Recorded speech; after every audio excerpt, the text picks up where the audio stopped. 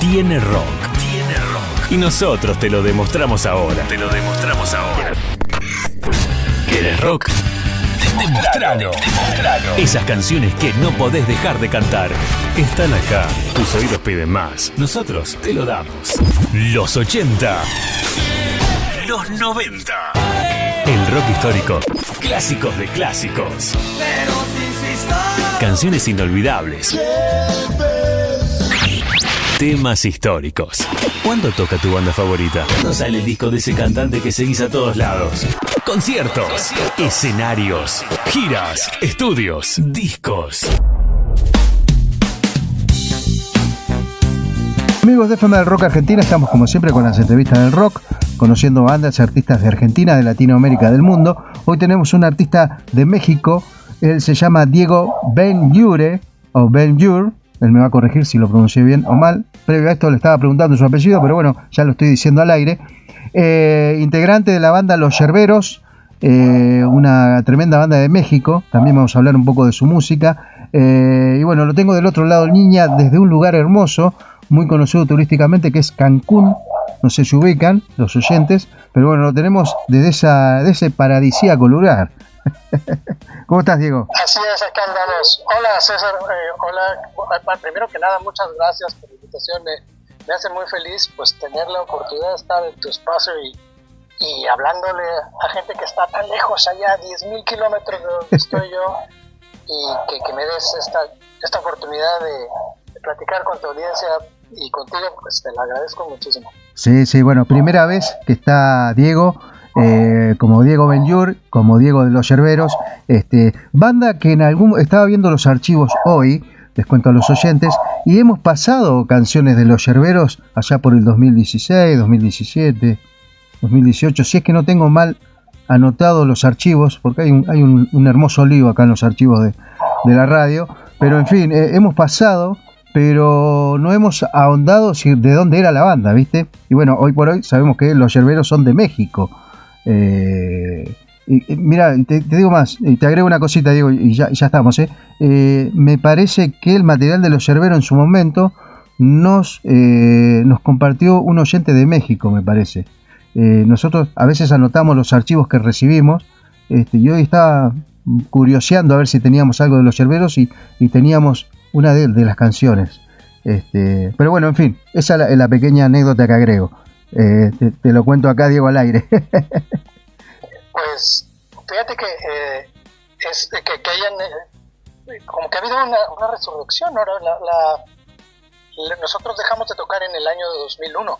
Ajá. Ya después de 10 años, o sea, había pasado muchísimo tiempo y como que nadie se acordaba de nosotros, y como que de pronto empezó a haber una especie de, pues no sé, nos empezaron a llamar y nos empezamos a topar que había muchas canciones nuestras en YouTube que nosotros no habíamos puesto. Claro. Y que la gente nos preguntaba cosas, y entonces nos invitaron a tocar al Festival Vive Latino de 2016, que es el festival más importante de música en español aquí en México, y dijimos, esto para volvernos a juntar. Y nos juntamos nada más para eso, porque fue un quilombo tremendo ensayar y volver a poner todas las canciones. Y entonces me acuerdo que en una conferencia de prensa había como pues muchos jóvenes y nos decían, oigan, ¿y ustedes cómo que dónde estaban? Y nos decían cosas muy bonitas de nuestra música y nos apreciaban mucho y nos decían así como ustedes que son una banda de culto. Y yo decía, ¿pero de dónde? Y yo les decía, ¿pero dónde estaban ustedes cuando nosotros tocábamos? ¿Por qué no nos iban a ver? O sea, es que no habíamos nacido. Claro, es verdad. Entonces es como que hay una nueva generación que de pronto nos descubrió. Cosa que por un lado es muy bonito que jóvenes te descubran y valoren tu trabajo, pero también te hace sentir muy viejo. Claro, sí. Bueno, pero viste, eso es lo que tiene la plataforma digital. Vos sabés que se aparenta mucho a un caso aquí en la Argentina con la banda Charlan Jáparos, que es una banda que terminó siendo de culto. ¿Por qué? Porque era una banda que cuando empezaron a subirla a las redes pasó algún efecto parecido, ¿viste? No un efecto masivo, pero un efecto parecido que empezó, ¿viste? Charlan Jáparos, ¿de dónde son? ¿Quiénes son? cuándo dejaron de tocar, etcétera, etcétera, y pasó algo parecido, ¿viste? En su momento. Y bueno, y pasa, y creo que pasa con esto de las redes sociales, de las plataformas, que algún seguidor, algún fanático, alguien que los vio en algún momento, lo subió a la plataforma, como decís vos, no habían subido nada, pero algún oyente lo subió, y eso empezó a escucharse, a viralizarse, y es obviamente que lo que contaste, ¿no? Que dio la oportunidad de volver a juntarse para un Vive Latino, nada más y nada menos. Exacto. Y sabes que también pasó que se lo empezaron a pasar de padres a hijos. Exacto. Y de repente pensar que, bueno, en una escala pequeña, pero que tu música dio el salto de la generación, es muy bonito, es algo que no nos esperábamos. Nosotros realmente pues estuvimos muy contentos de vivir lo que vivimos, y luego llegó un momento que dijimos, bueno, ya terminó y cada quien sigue por sus cosas, porque esto de las bandas, pues solo los locos como YouTube o los Rolling Stones pueden seguir muchos años, ¿no? Claro, sí. Pero es muy difícil, ¿no? Porque necesariamente cada miembro de la banda pues tiene su vida, sus hijos, sus matrimonios, sus intereses, sus cosas. Y es muy difícil que una banda se articule como para durar tanto tiempo, ¿no? Claro. O sea que el último material que hicieron fue un material en disco, o sea, en CD. El último que tienen, digamos, de esa época, y después se da esto del canal de YouTube, plataformas, etcétera, y los vuelven a revivir. O sea, ¿y ustedes se formaron en qué tiempo, en qué año? Nosotros nos formamos en el 91. Ah, sí, ya llovió. Varias generaciones. Sí. Éramos 3 amigos de la escuela de música. Bueno, el bajista Raymond y yo nos conocíamos desde la secundaria, desde que teníamos 14 o 15 años. Y luego entramos juntos a la escuela de música, y ahí conocimos a Hans, al baterista. Y de ahí, ¿sabes? De las noches de fiesta, de parranda, y dijimos, como que hubo un cambio en la música en los 90s, sí. A principios, y como que nosotros siempre fuimos muy rockeros, pero el punto realmente de contacto como que entre nosotros y lo que nos movió como para proponer algo distinto, porque el rock de los 90 ya no nos gustaba tanto, fue el reggae, y dijimos, bueno, vamos a hacer una banda de reggae. Claro. Porque nos volvimos muy fans de Alpha Blondy, ya éramos muy fans de Bob Marley, de Peter Tosh, etcétera, sí. Pero nunca aprendimos a tocar reggae. Entonces, después de 10 años de estar tocando, lo que pasó es que como que hicimos nuestro propio estilo, claro, derivado un poco de la ignorancia, ¿sabes? De no saber cómo se hace, pero ahí vamos en el camino inventando. Y a nosotros nos frustraba mucho eso al principio, porque decíamos, es que ¿por qué no podemos tocar como las bandas buenas, ¿no? Pero a la larga, viéndolo en retrospectiva, creo que eso nos ayudó a tener pues un sello. Claro. Un estilo nuestro. Y por lo que fuera, pero sí queríamos aprender bien. Claro. Tocar bien. Pero bueno, lo hacíamos lo mejor que podíamos. Claro. Bueno, si algo te sirve de consuelo, Diego, te voy a decir algo que dijo el DJ Nelson una vez, en una nota que le hicimos. Ninguna banda o país de Latinoamérica va a ser reggae jamaicano porque tenés que nacer en Jamaica. Cada uno lo va a adaptar a la idiosincrasia, a la cultura de su país. Y es muy cierto eso. Y eso es lo bonito del reggae. Que exacto. Es tan flexible que nosotros no seguimos tocando en vivo porque es muy difícil, porque vivimos en extremos del mundo muy distintos. El guitarrista vive en Australia, en Melbourne, en Cancún, y en fin. Pero acabamos de terminar un disco. Aquí mientras te platico, hoy estamos terminando el mastering de un disco nuevo de la banda con puras canciones nuevas. Bien. Y el punto central, digamos que la columna vertebral es el reggae. Claro. Pero si lo oyes, a lo mejor vas a decir, ¿y el reggae dónde está? ¿No? Está como ya medio oculto debajo de las cosas que tiene cada uno, de otras cosas que queríamos experimentar y tal. Pero en el centro, digamos, en el meollo del asunto, corre el pulso, corre el ritmo, corre las ideas básicas que nos juntaron y que nos siguen enamorando, ¿no?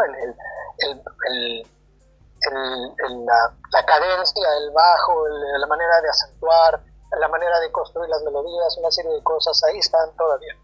Claro, sí, totalmente. Y en eso, por eso te digo que cada país, cada artista o cada banda de cada país adopta el reggae a la manera y a la idiosincrasia del pueblo o del país o de las ideas locas que uno tiene.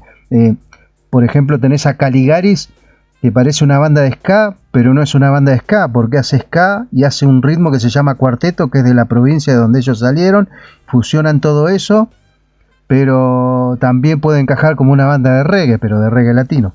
Y si los tirás en Jamaica, no hacen reggae, ¿viste? Entonces se crean esas mixturas o esas fusiones, ¿viste?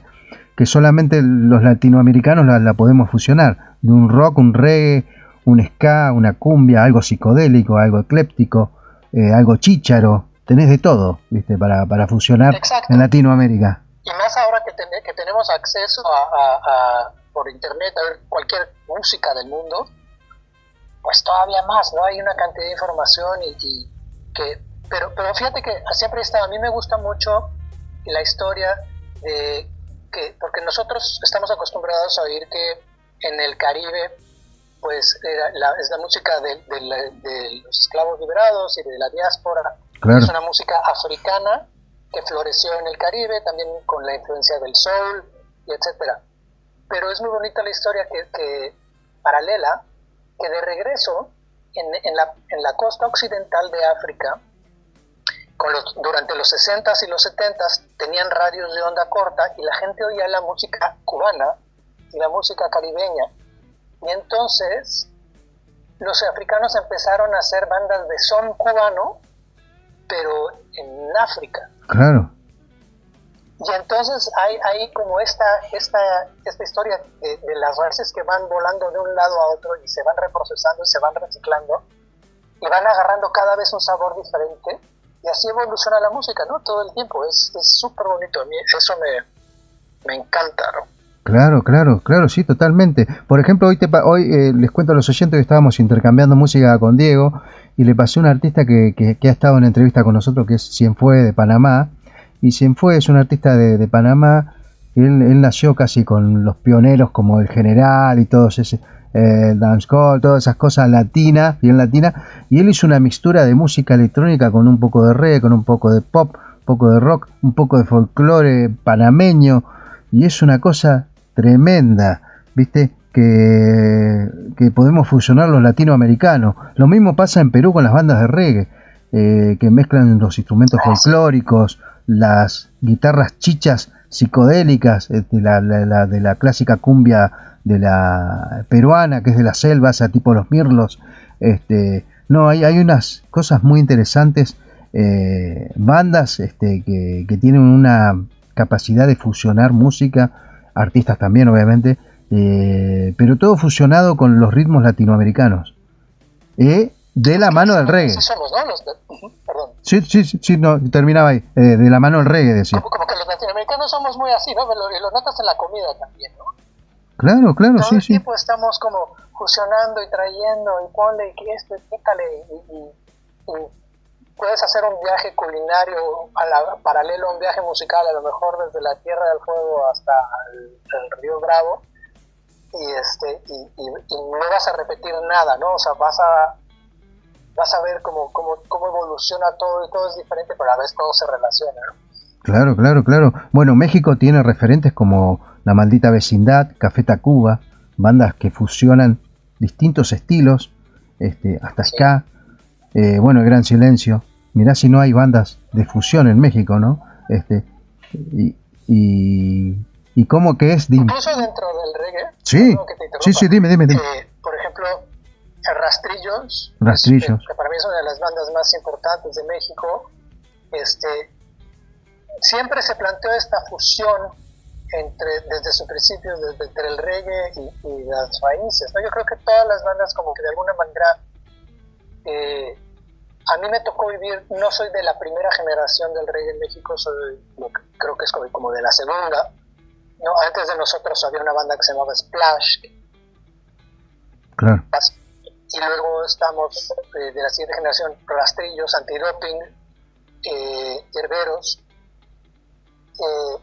y no sé si te perdí, César, ¿estás ahí? No, estoy acá, estoy escuchando. Sí, estoy acá. ¿Me escuchás, Diego? Ay, creo que te perdí, César. A ver, Diego, ¿me escuchás ahí? Hola. Hola, a ver, tenemos ahí. A ver si retomamos la comunicación con Diego. A ver, vamos. Ah, bajó la conexión. Ok. A ver. Ahí estamos. A ver, vamos a conectar de nuevo.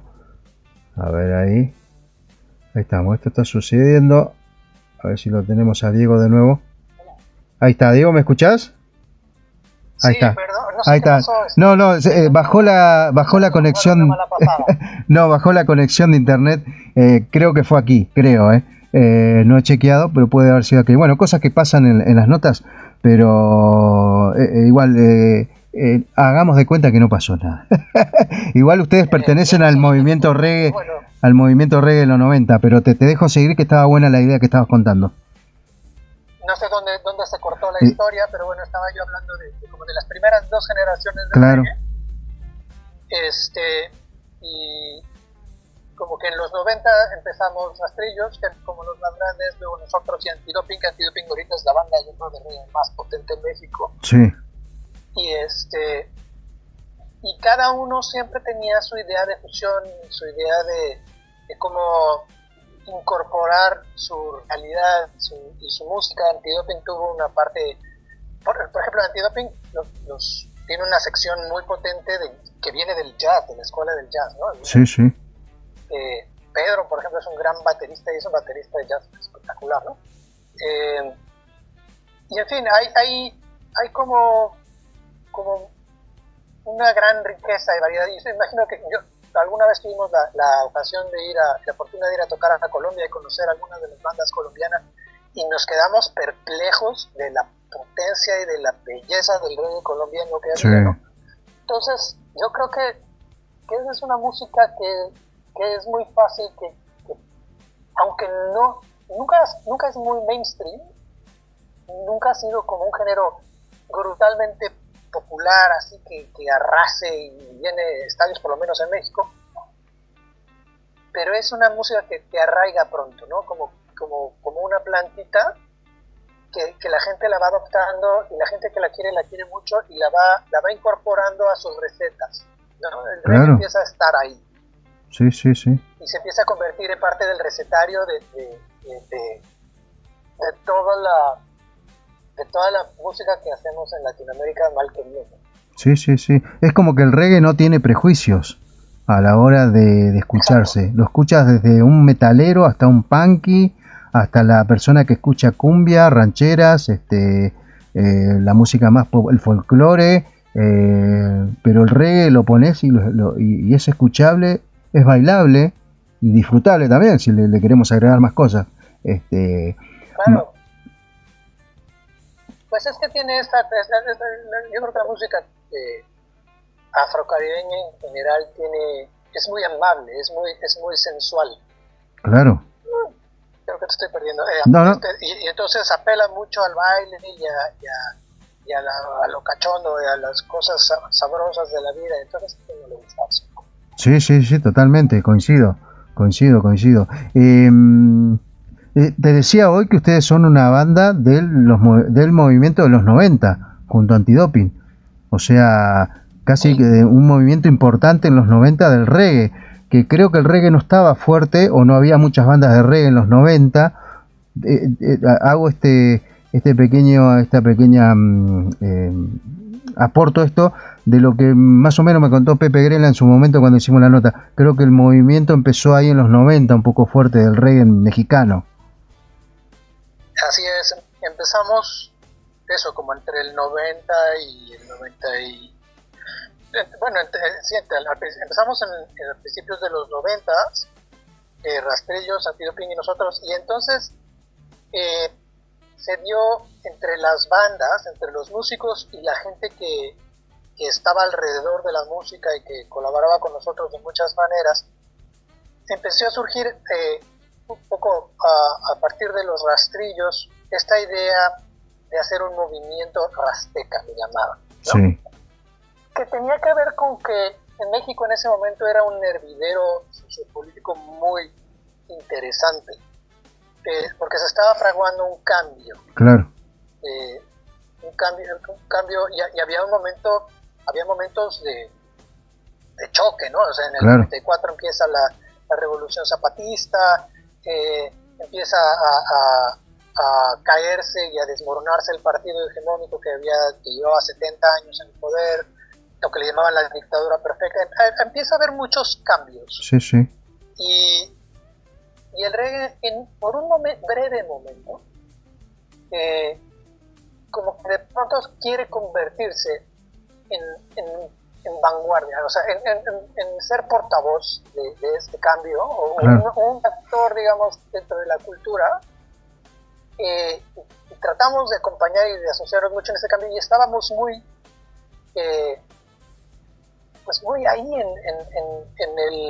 el movimiento, y justo había esta idea de, bueno, vamos a participar de una manera un poco más amplia, vamos a constituirnos más que como bandas separadas, que cada quien trabaja por su lado, vamos a ser más fuertes si nos unimos, y además vamos a trabajar un tema social, o sea, no era simplemente vamos a trabajar por el éxito musical y económico de los socios de este club, sino vamos a hacer que esto sea un foro para que la gente que tiene cosas importantes que decir en temas sociales, en temas ambientales, en temas políticos, tengan jóvenes, sobre todo, que tengan el espacio para decirlo, ¿no? Claro. Vamos a tratar de convertirnos en eso. Y esa fue como la idea germinal de esto, porque en aquel entonces, ahora sigue siendo en muchos casos, pero el reggae también tiene este lado más romántico y más cachondo, y el lovers reggae que no es tan social de fondo. Claro. Pero en los 90 sí había como mucho esta idea, ¿no? Sí, sí. Y luego ya pasaron cosas, ¿no? Pero ese fue como el punto germinal del movimiento Rastaca, y entonces empezamos a hacer festivales, y la idea era recaudar fondos, y cada vez que se hacía un festival al año, cada vez que se hacía un festival, los fondos de ese festival no se repartían, sino que se daban se escogía, digamos, una causa para donársela, y entonces podría ser un albergue para niños, o yo qué sé, lo que se decidiera que valdría la pena ayudar, y entonces se ayudaba con las ganancias del festival a pequeñita escala, pero eso como que hizo que se articulara algo más allá de que hubo unas bandas de reggae, ¿sabes? Como que hubo algo un poquito más grande que la suma de las partes. Claro. Sí. Ahora, no es casualidad que, y estoy haciendo memoria, que el reggae en Latinoamérica mayormente comenzara en los 90, así como reggae roots, como reggae clásico, como reggae de raíz. Porque aquí en la Argentina también arrancó como en los 90, hacer reggae en tu idioma, así como el rock en tu idioma, reggae en tu idioma. No olvidemos que en Jamaica creo que ya venía el reggae con Marley, pero esto como que empieza a explotar más en los 80, fines de los 70 y 80, cuando también Marley se va a Inglaterra, empieza el movimiento Root Boys, Madness, The Special, bueno, ahí la banda de King Roger también, y luego viene algo de eso a Sudamérica. Encima la información que llegaba en esos tiempos era todo en vinilo. Tenías que irte a Europa, por ejemplo, aquí en la Argentina, los Cadillac, cuando adquieren la información de Madness, tuvieron que buscar discos en Europa, o sea, viajaba Zipperman a Europa y traía los discos de Madness y de Special, y de ahí tenían esa información. Era un poco más arcaico el tener la música de otro lado y lo que se estaba gestando en otros lugares. Sí, era otra cosa. Claro. Estamos acostumbrados a que todo es instantáneo. Sale un disco y ya lo oyes el mismo día.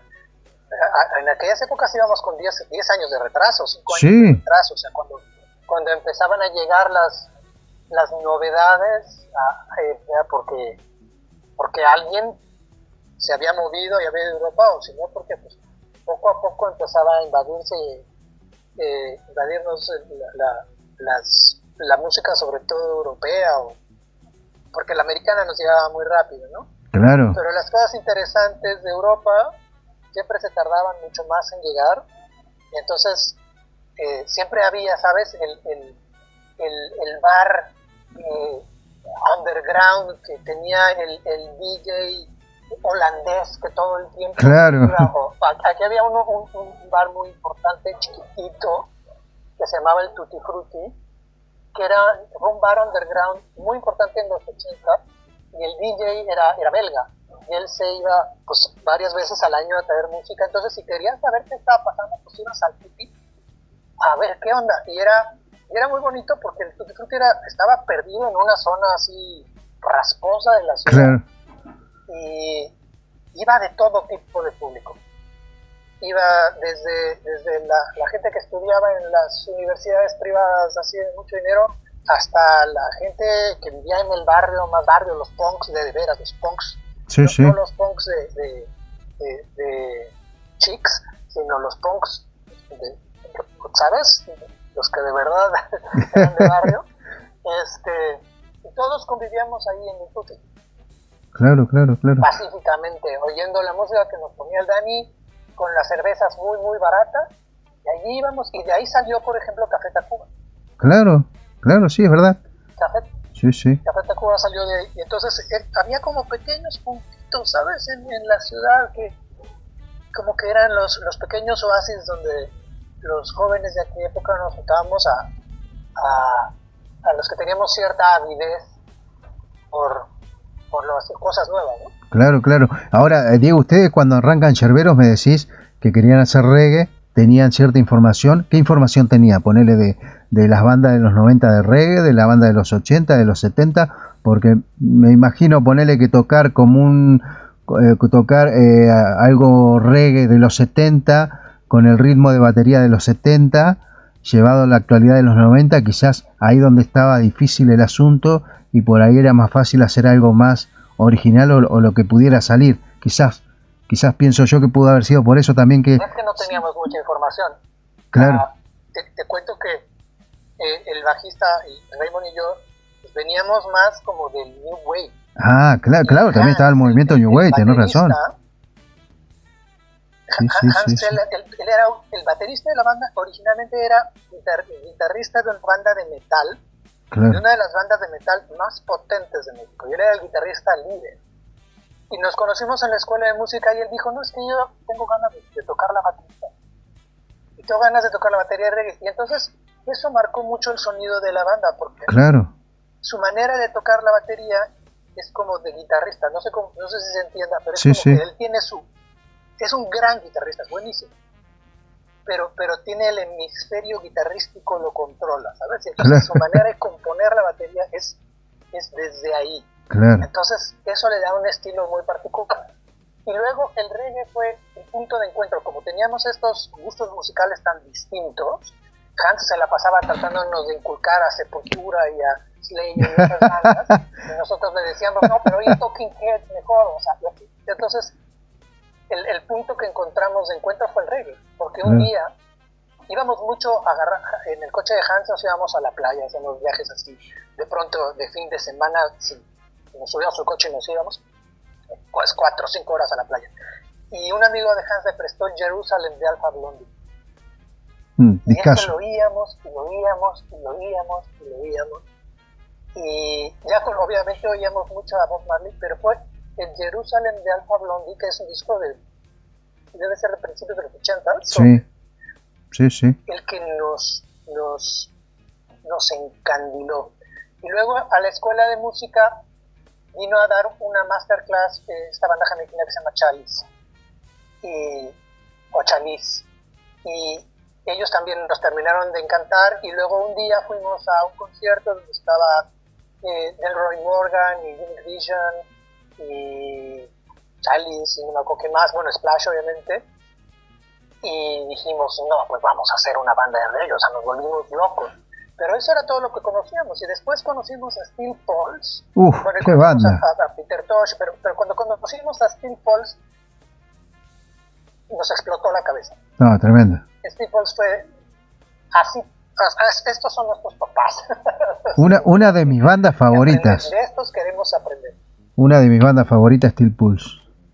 Bandaza. Sí. Sí, no, tremendo. Y eso se convirtieron como nuestros, pues nuestra Biblia un poco. Y de ahí ya poco a poco fuimos oyendo cada vez más, empezó a haber cada vez más música, empiezas a conocer a más gente que está en el mismo canal y te empiezas a pasar música, empiezas a conocer. Luego el Rasteca empezó a crecer, vino Cultura Profética a tocar con la Ciudad de México y cuando vimos a Cultura Profética nos quedamos absolutamente idiotas del nivel que tenían y de la fusión que tenían de música como de son costarricense. Sí, sí. No, perdón, puertorriqueños. Puertorriqueños, sí, sí, sí. Perdón, disculpen. No, está bien. Son puertorriqueños. Y de esta onda, ¿sabes? Como latina, no quiero decir salsa, porque salsa es una cosa muy neoyorquina, pero vaya, para que se entienda, con un reggae muy sofisticado en el diosero, sí fue algo que para nosotros fue como una experiencia de, mira, es que se puede ir más lejos, ¿no? Fue un paso más. Claro, sí, totalmente. Totalmente. Estoy perdiendo otra vez. ¿Ahí me escuchás, Diego? ¿Me escuchás? Diego, ¿me escuchás? Ya te escucho otra vez. Ahí está. No importa, yo cuando vea que baja la intensidad, yo estiro, no te hagas drama. No os preocupéis. Sí, ahí te escucho, ¿me escuchás? ¿Me escuchás, Diego? Sí. Ahí está. Sí, acá me pone que la conexión es inestable. No sé qué estará pasando porque, bueno, deberíamos tener una gran conexión. Para eso pagamos internet, ¿no? Sí. Yo estoy aquí junto a mi módem. Pero bueno... Justo haciendo tecnología. Cuando más la necesitas... Exactamente. Diego, me decías en su momento que estuvieron en Colombia, estuvieron en algún otro país, aparte de México, cuando con el proyecto Yerberos tocando. Pues no, fuimos a Colombia y estábamos el 11 de septiembre del 2001 el 12 de septiembre del 2001 teníamos un concierto en Puerto Rico. Bien. Y pues fue el 12 de septiembre. Y el 11 se acabó todo.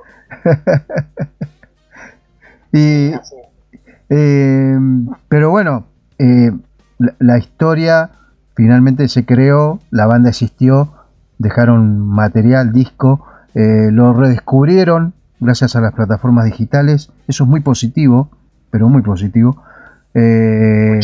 Resurgieron nuevamente, una nueva generación los está escuchando. Están escuchando mucho La Sal, que es casi un tema muy hitero de la banda, y hay como un resurgimiento de la banda increíble por lo que vos decís, y eso es muy interesante. Pues sí, la verdad, te digo, a mí me sorprendió muchísimo. Yo me acuerdo que yo estaba estudiando en Barcelona y Mariano, uno de los guitarristas, me mandaba mails, porque en aquel entonces nos mandábamos mails, y me decía, es que no sabes, o sea, la gente me pide que toquemos y me pregunta por la banda todo el tiempo, y ¿qué les digo? Yo, pues, ¿qué les vas a decir? Pues que gracias, ¿no? Pero sí, es curioso porque cuando nosotros dejamos de tocar en el 2001, nos estaba costando mucho trabajo, o sea, habíamos tenido unos años muy buenos y luego, pues, o sea, vaya, podría yo escribir una novela larga de cómo fueron esos 10 años y de todo lo que hicimos mal, ¿no? Podría ser un manual de qué no debes hacer cuando tienes una banda. Claro. Todo lo hicimos mal. Pero aún así perseveramos como 10 años. Hasta que, de hecho, nunca decidimos que la banda se haya terminado. Claro. Que dijimos, bueno, vamos a hacer una pausa indefinida. Claro. Y hasta que te digo, o sea, un poco por fuerzas externas nos animaron a decir, bueno, vuelvan, vamos a volver a intentarlo, ¿no? Sí. Fue muy, muy, muy bonito, la verdad. La experiencia de volver a tocar juntos fue... Les cuento que tuvimos que ensayar 6 meses para dar 3 conciertos. Claro. O sea, es un montón de trabajo. Y tal vez por ejemplo dijimos, bueno, ¿y estos 6 meses de ensayo qué? ¿Se van a perder? ¿Se van a ir al carajo? Y entonces decidimos hacer un video. Nos metimos a un estudio, porque dijimos, a ver, pues estas canciones son canciones viejas, hay un tema nuevo, pero finalmente estamos tocando las canciones de antes, no que las volvemos a grabar. Pero dijimos, vamos a hacer una sesión en vivo, en un estudio. Entonces nos metimos a un estudio y grabamos lo que llamamos sesiones para los leones, que está ahí en el canal de YouTube de Los Yerberos, para quien lo quiera ver. Y es ese trabajo que hicimos durante fue como 1 año y medio, que finalmente se quedó plasmado en esos videos. Son 10, 12 canciones que están ahí, porque no queríamos que se perdiera, hombre, tanto trabajo, y para que se quedara ahí nada más en una anécdota, pues que por lo menos quedara algo. Y luego decidimos hacer un vinilo con esas canciones. Muy bien. Entonces hicimos un disco doble de vinilo, que por ahí todavía tenemos mucho, por si a alguien le interesa. Y ahí paramos, ¿no? Claro. Hasta la pandemia. Y en la pandemia yo traté de reiniciar un poco la idea de tocar o de grabar el disco a distancia. Sí, sí. Y les propuse a los muchachos algunas canciones, pero ninguna los entusiasmó mucho, como que no hubo ganas, como que... Claro. Y entonces, hacia el final de la pandemia, Juan Pablo, que es el otro guitarrista que vive en Australia, me mandó una canción y me dijo, oye, ¿qué te parece esta canción para Los Yerberos? Dije, no, ¿sabes qué? Olvídalo. O sea, a nadie le interesa ahorita hacer canciones de Los Yerberos. O sea, está bien padre tu canción, pero te juro que a nadie le interesa. No, pero a ver, óyela. Y me gustó mucho la canción, y yo se la enseñé a Hans, al baterista, y Hans también le gustó, y yo le dije, a ver, pues mándame las pistas por separado, y yo hice unos arreglos y le mandé de regreso una contrapropuesta, y de esa canción surgió un disco de 12 canciones que es el que estamos terminando hasta ahorita. Tardamos 4 años en hacerlo, pero ya casi está. Qué bueno, por lo menos hicieron un material nuevo que llevó tiempo, llevó años, por lo que decís, pero finalmente en poquito tiempo va a estar ahí en todos lados, sonando. Sí, en breve, ya está, digo, estamos terminando ahorita la masterización. Y ¿sabes qué? Que son las cosas que pasan cuando uno cumple más de 50 años, es que valoras otras cosas, ¿sabes? Claro. Sí, valoras... Sí. Hay muchas cosas que te parecían importantes antes que ahora ya te importan un pimiento, y ahora tienen valor pues las conexiones humanas, la amistad de veras, la familia, va a sonar muy cursi, pero el amor. Claro. Estas cosas pues realmente empiezan a tomar son las cosas que pesan a lo largo de los años. Todo lo demás empieza a volverse difuso y a perder importancia. Y entonces la música se empieza a hacer desde otro lado. Exacto. Desde un lado como más afectivo. Y las relaciones entre la banda, que antes estaban llenas de egos y conflictos, como siempre pasa en todas las bandas, sí, empiezan a suavizarse y empiezan a volverse más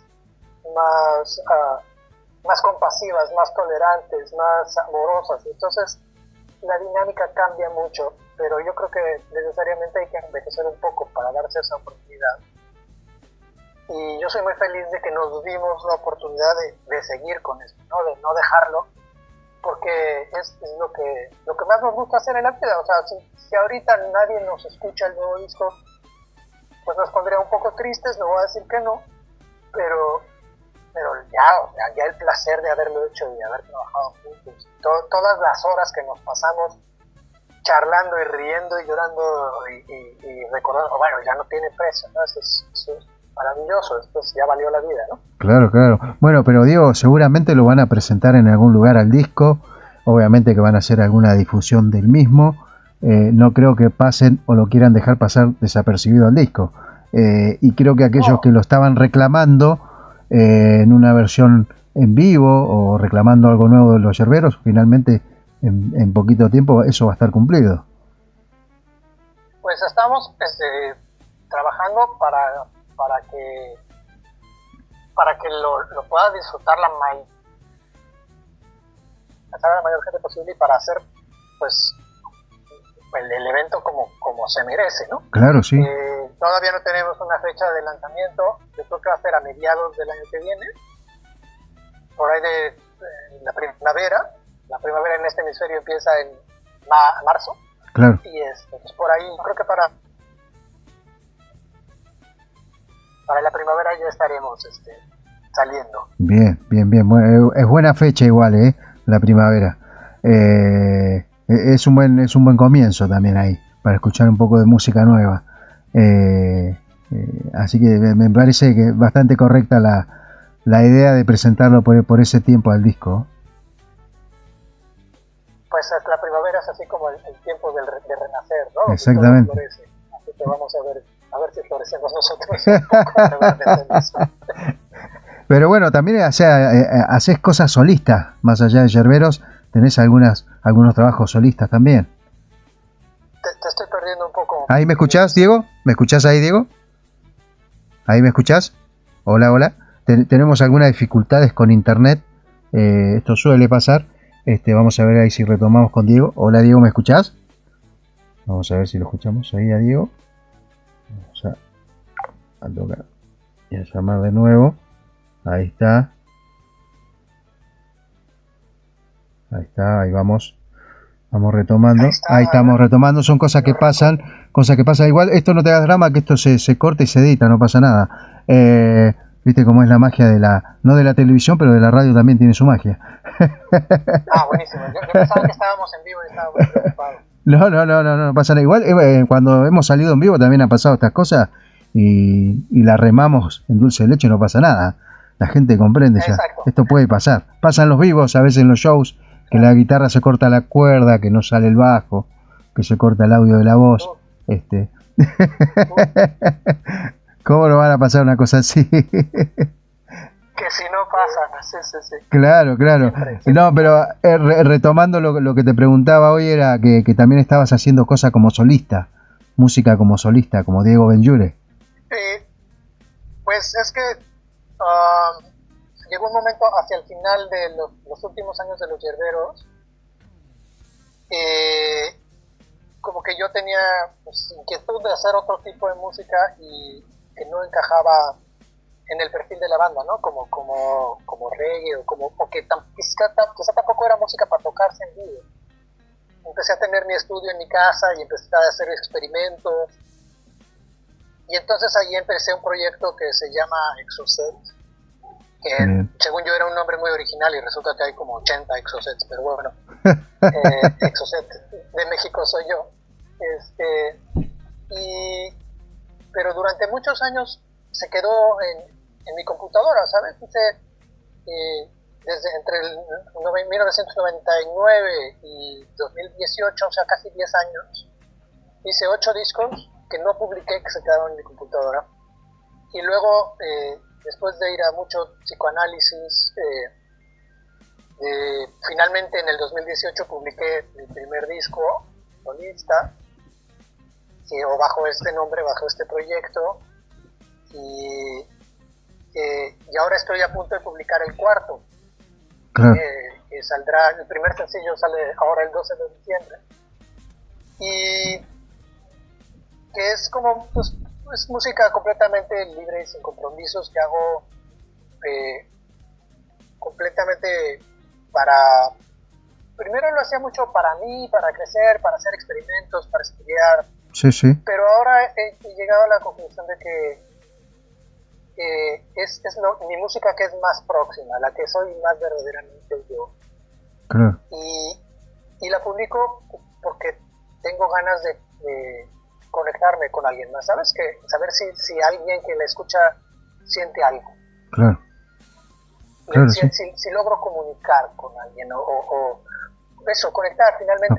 Lo que te decía hace rato, cuando tenemos 50 y tantos años ya como que queremos la experiencia humana, entonces hacer música es como a ver, pues mira, esta idea que te propongo, que salió de quién sabe dónde, y yo soy como nada más una antena y me llegó y yo la convertí en esta pieza de música y te la mando, y a ver si tú sientes algo. Si sientes algo está bien, si no, también está perfecto, ¿no? Claro, sí, totalmente. Y es lo que hago porque, como decía Stephen King, pues una vez le preguntaron a Stephen King que por qué hacía esas películas y esas novelas, sobre todo esas novelas tan espantosas. Y él contestó que pues, ¿por qué crees que puedo no hacerlas, no? Claro. Y a mí me pasa lo mismo, o sea, no puedo dejar de hacerlo, no puedo parar, es lo que hago. Claro. Y entonces, pues yo hago esta música y la voy aventando al mundo y poco a poquito hay gente que la va encontrando. La verdad es que nunca me he dedicado como a promoverla mucho, a tocar en vivo. Alguna vez en Barcelona sí toco en vivo, pero es algo como más íntimo. Pero bueno, también lleva muchísimas horas de trabajo, muchísima artesanía y muchísima dedicación, ¿no? Sí, totalmente. Y así que bueno, pues ahora va el nuevo disco que se va a llamar Ética y Sublimación. No me preguntes por qué, pero así se va a llamar. Está bien. Bueno, pero aparte de eso, les voy a grabar algo, les voy a contar a la audiencia que está escuchando esta nota, obviamente, que también estamos haciendo esta entrevista con Diego. ¿Por qué?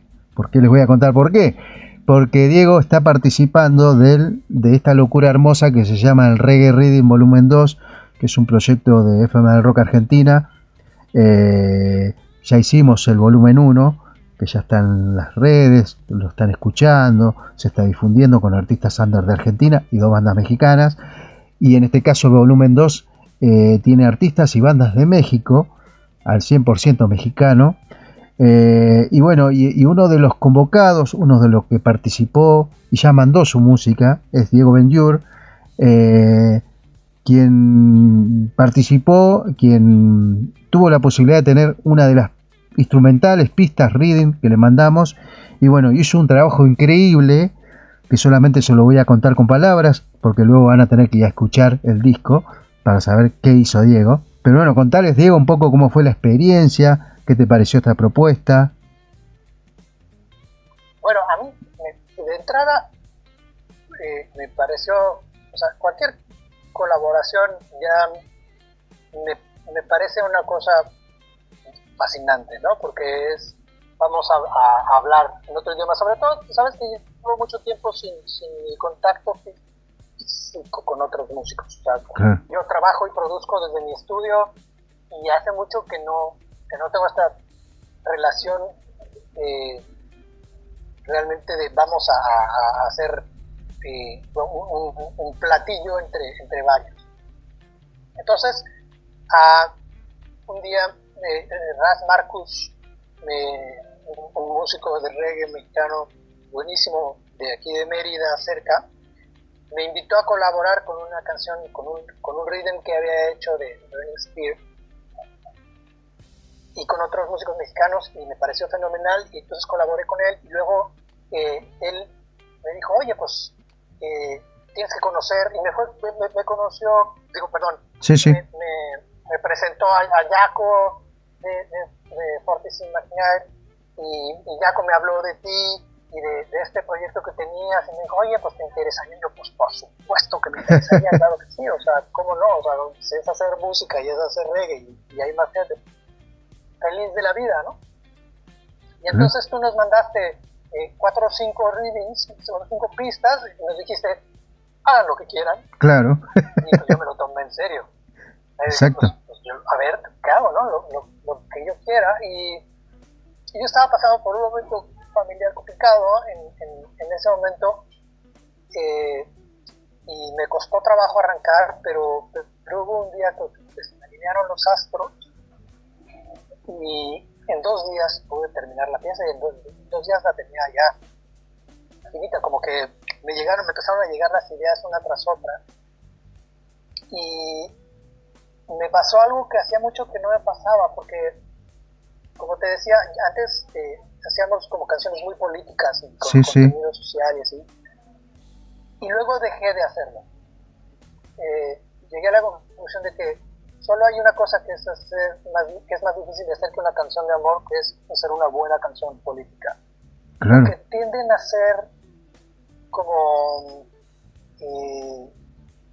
panfletos, como rollos que le estás queriendo decir a la gente qué es lo bueno y qué es lo malo, y como emitiendo juicios, ¿no? Claro, como una imposición. Y sí, un poco, ¿no? Y entonces yo de plano dejé de hacerlo, porque yo quién soy para decirle a la gente lo que tiene que pensar o lo que tiene que hacer, ¿no? Y yo me pareció que un poco el rey había caído en eso de decirle, tú hermano tienes que cambiar porque lo que estás haciendo está mal. Es que no me siento con la autoridad moral para decirle nada de eso a nadie. Pero fue la coincidencia que había yo visto un reportaje sobre, bueno, muchos en esos tiempos, sobre la destrucción de Gaza. Claro. Y yo pensaba mucho en las familias, o sea, porque se habla de los muertos, ¿no? Tantos muertos, niños y mujeres y familias, todos, pero los muertos están muertos, los que sufren son los que sobreviven. Claro. Sí, sí, ¿sabes? sí. La gente que se quedó sin casa y que además le mataron a toda la familia, imagínate el dolor que siente. Sí, sí, totalmente. O sea, a mí se muere mi gato y se me rompe el corazón, no puedo vivir. No puedo imaginarme perder a mi familia y perder a mi ciudad y vivir en medio de una catástrofe enorme como son no solamente Gaza, sino todas las guerras. Sí, sí. Y más que estas guerras contemporáneas donde de pronto hay alguien que se está volviendo absolutamente millonario. Exacto. Con esa destrucción, ¿no? Que está ¿cómo se dice? No se dice profitando, se dice, está aprovechando, se está lucrando con la muerte.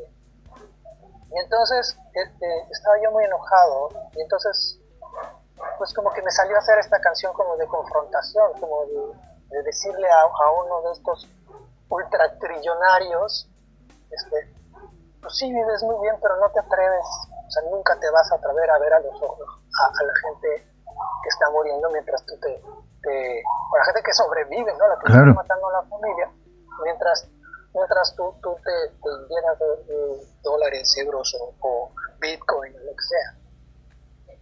Y entonces fue una canción que hice desde la radio. Desde hace mucho tiempo que no me pasaba eso. Ahora la pista la elegiste porque te llevó a esa inspiración, porque es una batería. La pista, les cuento un poco a los oyentes, Diego eligió la pista número 4 en su momento, que es la que nosotros aportamos, que es un reggae root, un tanto combativo el reggae por el sonido que tiene, con una batería muy cruda, un bajo. El único defecto que tenía ese rhythm era la guitarra, que afortunadamente muchos lo que lo eligieron la acomodaron o la corrigieron, que también era parte también del juego de que el que agarrara la pista hiciera lo que quisiera en ese sentido también.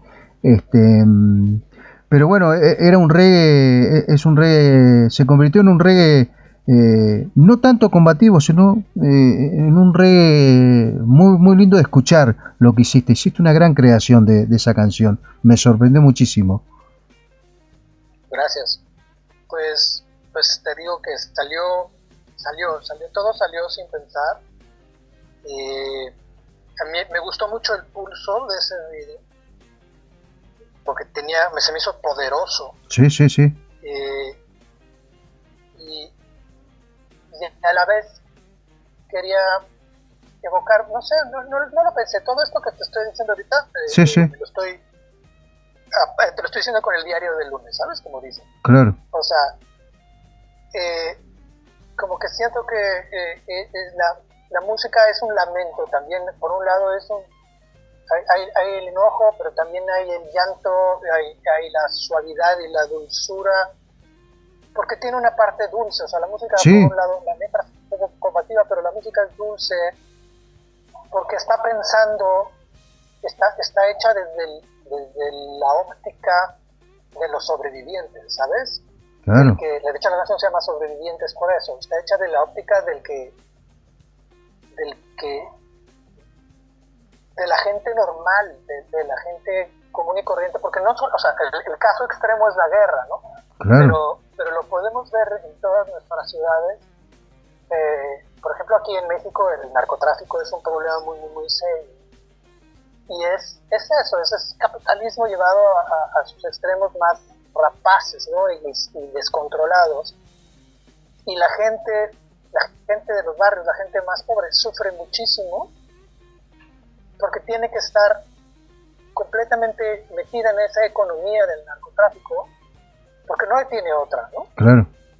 Y hay gente lucrando y volviéndose putrimillonaria con la sangre de los niños de 13, 14 años que se dedican a vender bolsitas de cocaína o de metanfetamina o que son los sicarios, ¿no? Porque aquí los sicarios ya por 500 pesos contratas a un niño de 14 años y mata a alguien, ¿no? Claro. Es terrible, ¿no? Y está conectado, o sea, pensamos que esto es un fenómeno aparte, decimos, ay, qué horror la pobreza, pues sí, pero hay alguien del otro lado que está viajando en un jet privado tomando champaña y caviar, ¿no? Claro, sí, que parte de la letra de la canción tiene esas referencias. Sí, pues te digo, fue algo que salió como muy sin pensar. Hoy justo Micho de un colega tuyo que tiene una estación, un programa de radio, sí. me preguntaba, bueno, ¿y por qué hablas porque en un momento dice en el jet privado sobre Senegal o en el jet privado sobre Trafalgar, y dice, ¿por qué Senegal y por qué Trafalgar? Yo, pues, no sé. O sea, la verdad es que cuando me imaginaba a este magnate en su jet privado sobre Senegal, era porque era como que se estaba sobrevolando África y estaba sobrevolando, dejando abajo la miseria humana, ¿no? Claro. Como que esa era la imagen de yo estoy por encima, y luego a la vez cuando estaba volando sobre Trafalgar, pues era una alusión a Nelson y el gran héroe del colonialismo británico, ¿no? Y es como esta aspiración de que se sienten los grandes conquistadores. Claro. Pero todas estas cosas son tarugadas que yo me imagino mientras estoy escribiendo y que luego me gustan y las dejo, ¿no? Pero si me preguntas, pues hasta me da vergüenza confesarlas. Ahora, ¿le compartiste la canción a tus compañeros de banda para que te dieran alguna opinión? Más allá que ahora en poquito tiempo la vamos a estrenar junto a las otras canciones. Mis compañeros de banda son tremendos, nunca dicen nada. No, bueno, mi amigo Hans, el baterista, sí, con el que trabajo muy cercanamente, le gustó mucho. Pero es muy curioso porque son muy parcos, son poco expresivos. Claro. Pero sí, se le enseñé a algunos amigos y creo que ha gustado la canción, creo que ha gustado. A mí personalmente me gusta mucho. Estoy muy contento y creo que hacía mucho que no hacía una canción, digamos, de reggae tan reggae, ¿no? Claro. Esto es una rola, pues, de reggae, aunque tiene sus cosas, como decía, pues yo soy tecladista y soy productor y bajista, entonces pues puse bajo, puse teclados, sí. sintetizadores y tal, pero bueno, es reggae. Y hacía mucho que no hacía una canción como tan comprometida con el género, y me quedé muy contento, como que muy satisfecho, muy agradecido con la oportunidad de hacerlo, la verdad. Claro. Fue bueno, como decimos en México, fue padrísimo. Sí. Y aparte que es un reggae, como decía hoy, es como un reggae combativo, o sea, es un reggae que va con batería firme, no tiene el toque reggae clásico de pausa, es un reggae que va casi todo el tiempo al mismo ritmo, pero es con batería cruda, o sea, va todo el tiempo la batería al frente. Es un reggae distinto, digamos. No sé cómo lo puedo explicar, lo tienen que ir a escuchar, pero bueno, no solamente lo van a escuchar en el full álbum ahí en FM Rock, sino también que Diego lo va a compartir obviamente en sus redes. Seguro, claro que sí, yo nada más estoy esperando que salga ahí en el radio, en el acoplado del todo el full álbum. Yo también lo voy a poner en mi perfil yo tengo perfil, digamos, de plataformas de Exocet, de lo que hago este proyecto como más experimental, pero tengo esta canción va a inaugurar mi perfil de Diego Benlliure. Bien. Perdón, puede ser la primera que va a estar ahí. Bien, puede ser, Diego, que vayas por ese estilo de música. ¿Te gustó ese estilo de reggae, con ese estilo de música, ese estilo de tono, de agregarle cosas? Es posible que musicalmente aquellos que vayan a escuchar este tema, que obviamente va a formar parte del compilado, puedan escuchar canciones que tengan ese tinte. Pues no lo sé, seguramente sí, alguna habrá, y algunas sorpresas también distintas se llevarán, porque a mí me gusta hacer un poco de todo. Claro. Pero el reggae es algo de lo que me enamoré cuando tenía...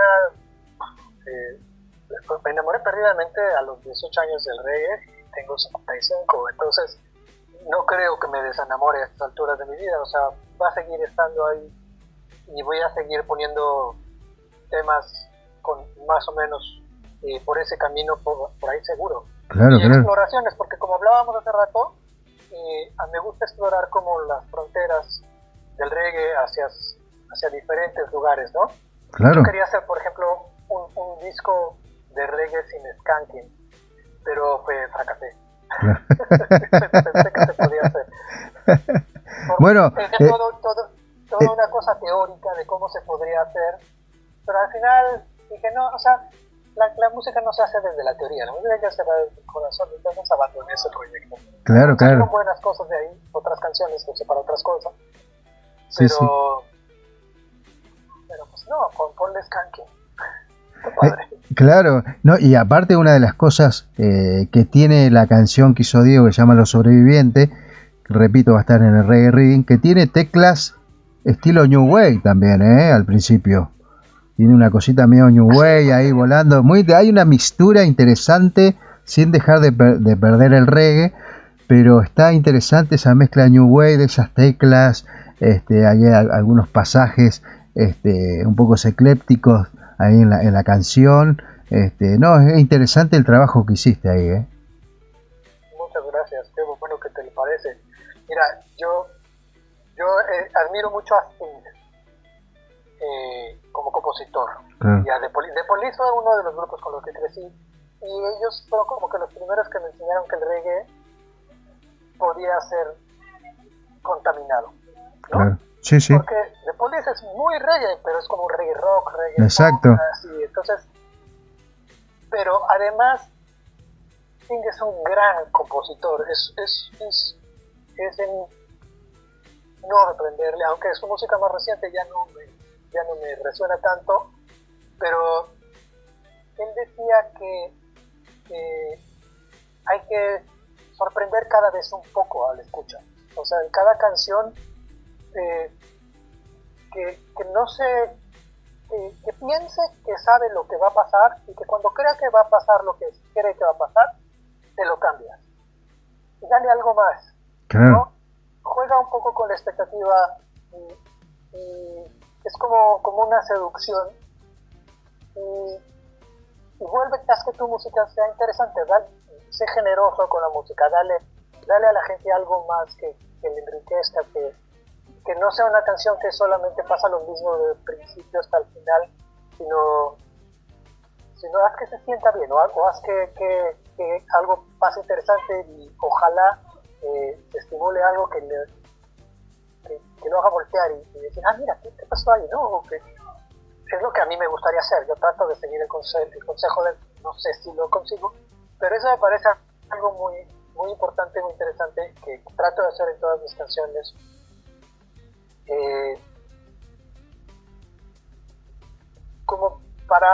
Porque lo disfruto yo más. Claro. Y también creo que es algo que ayuda a que la gente que me escucha pueda disfrutar más, ¿no? Que haya cada vez alguna cosita, no son detalles pequeñitos, ¿no? Pero algo que no pensaban que fuera a suceder, de repente se vuelve como, mira, una sorpresita, claro, como un caramelito. Sí, totalmente, coincido. Bueno, tiene una batería, por eso decía, tiene una batería cruda, no llega a ser una batería de Police la canción, o sea, pero tiene una batería cruda, el instrumental o el rhythm o la pista, como querramos llamarla, que eligió Diego. Pero bueno, a partir del 8 de diciembre en adelante va a estar el disco full álbum en todas las redes sociales de todos los que han participado. Va a estar la canción individualmente en sus redes. En el canal de YouTube de FM del Rock Argentina va a estar el full álbum, o sea, para escuchar el disco completo. No van a poder traquear, sino tienen la obligación de escuchar el disco completo. Para individualizar las pistas van a tener que ir a las redes de los que participaron, y ahí van a poder disfrutar de cada una de las canciones, y seguramente la van a poder descargar, porque hoy es imposible que no se descarguen una canción, así que bueno, la van a tener en todos lados. También va a estar para descargar el disco en la descripción del canal de YouTube también, así que lo van a poder disfrutar de las maneras que quieran. Me acabas de dar una idea. Yo tengo un canal por ahí de banca, le voy a subir a mi banca y la voy a poner gratis para descargar cuando salga, para si la gente quiere, porque una cosa es streamear y luego hay muchos de la vieja guardia que todavía queremos tener la música, ¿no? Entonces si alguien quiere tenerla y guardarla, pues que esté ahí para quien quiera. La ponemos en alta resolución para que suene bonito. Sí, porque es como dicen todo, una vez que vos subís, que haces una canción, la canción no es tuya, sino que pertenece a aquel que la quiera escuchar o que la tome como propia, ¿viste? Exacto. Eso es muy cierto. Exacto. y nosotros tenemos ese concepto de este disco, por ejemplo, y del disco anterior. Una vez que el disco va a estar ahí, el disco ya es algo que se produjo, pero bueno, ya el disco es del que quiera escucharlo, apropiarlo, descubrirlo, disfrutarlo, lo que quieran. Y si sirve para que otras bandas se inspiren o quieran hacer un proyecto, mucho mejor también. Fantástico, no, es que tienes toda la razón, es que la música es de quien la disfruta. Exacto. No, o sea, los músicos la disfrutamos haciéndola, pero en realidad no está completa hasta que alguien más la disfruta. Exacto. Ahí se cierra el ciclo, ¿no? Entonces es bien importante que haya gente como tú, que haya gente en el que siga existiendo el radio y que siga existiendo gente que promueve, que habla de música y que comparte la música y que difunde la música como a la antigüita. Claro.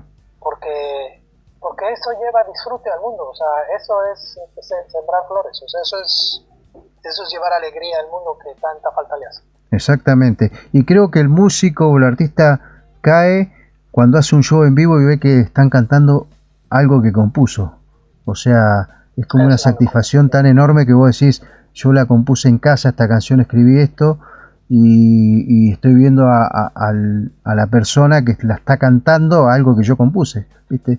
Esa es la gran satisfacción que tiene el músico o el artista que crea algo, ¿viste? Eso es creo que es el premio mayor.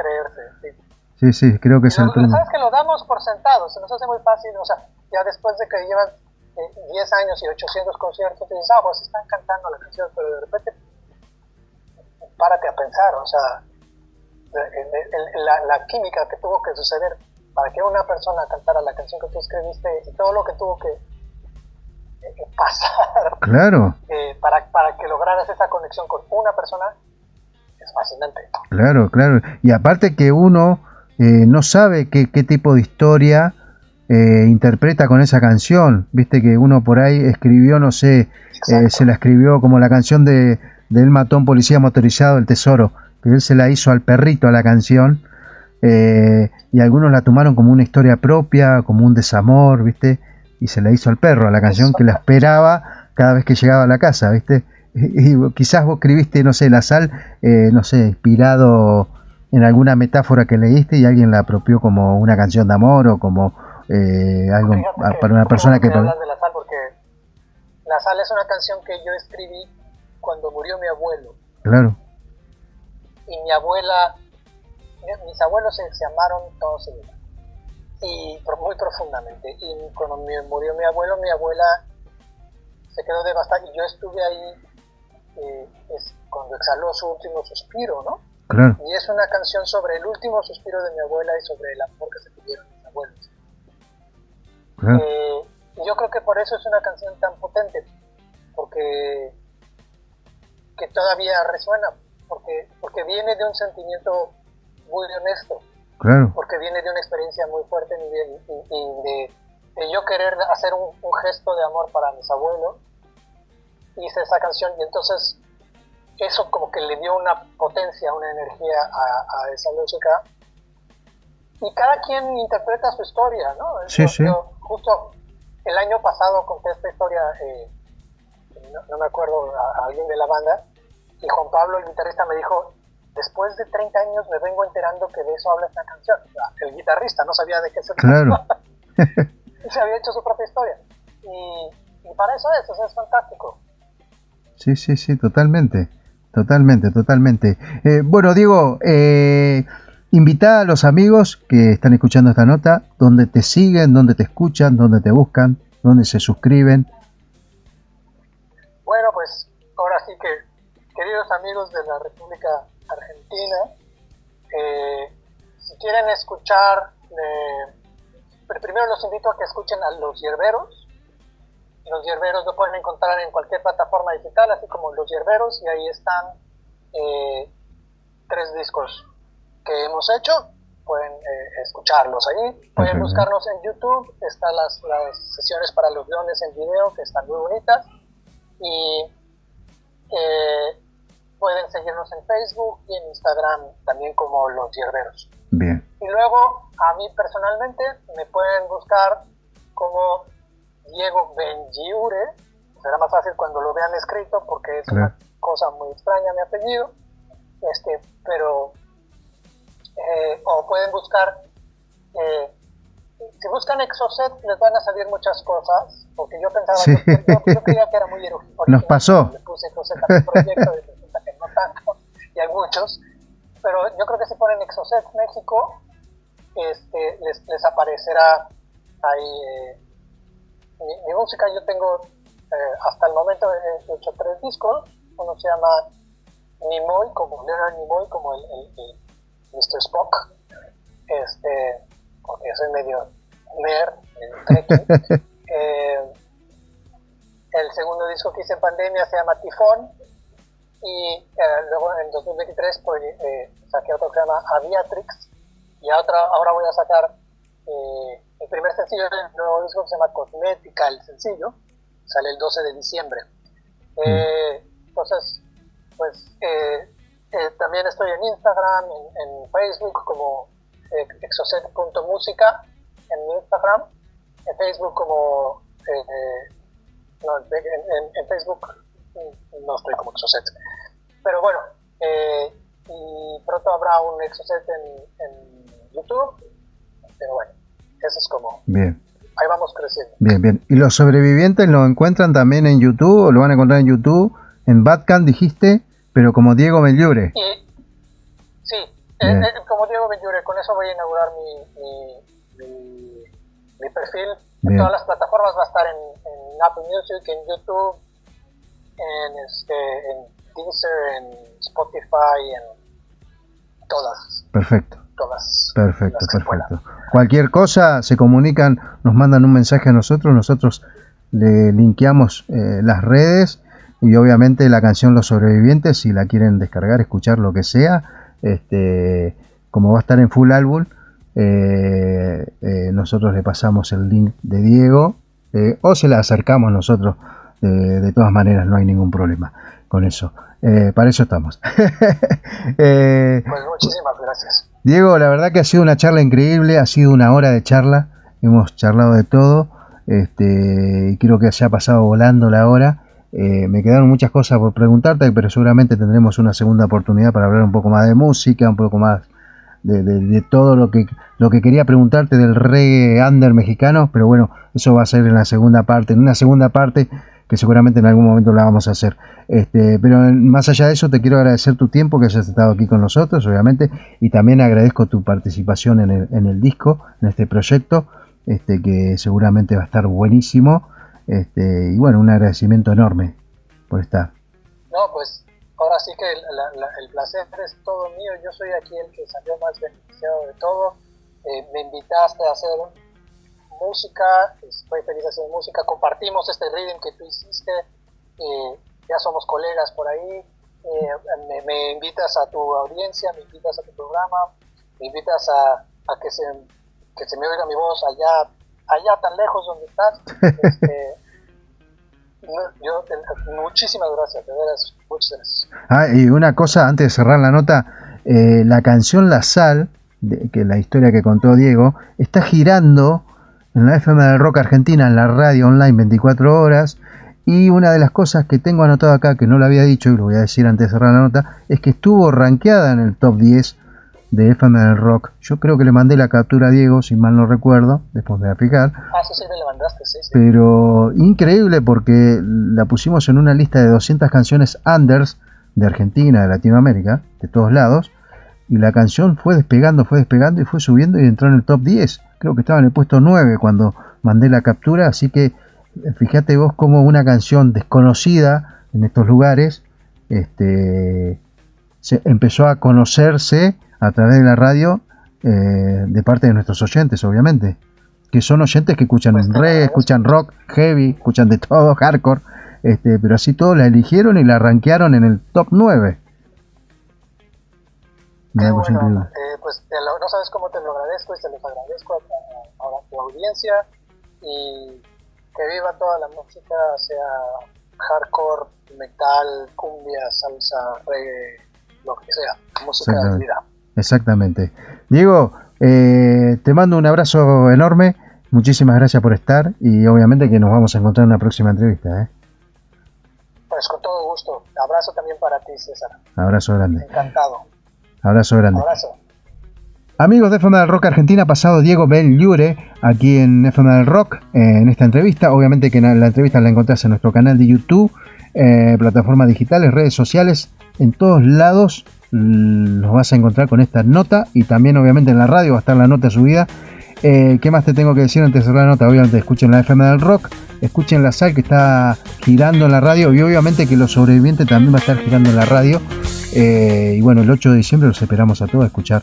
Y si esta nota la escuchás después del 8, escuchá igual el disco, te esperamos ahí para que lo escuches. Abrazo de rock, nos encontramos con una nueva banda de Argentina, de Latinoamérica y del mundo. Artistas de todo el mundo aquí en nuestras entrevistas. Abrazo de rock.